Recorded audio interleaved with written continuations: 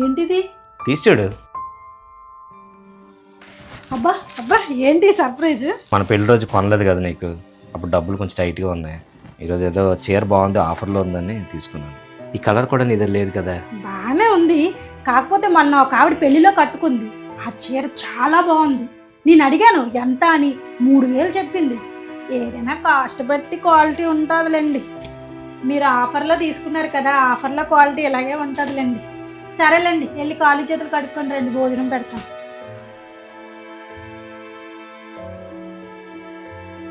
నాన్న, morning pencil కావాలని అడిగావు కదా, ఇక తీసుకొచ్చా.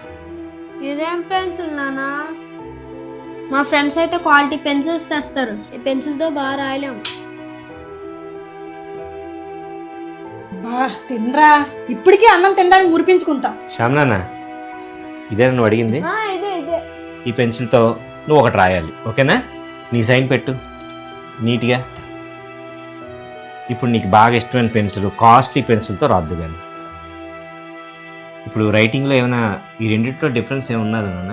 రెండు ఒకేలాగా ఉన్నాయి కదా నాన్న.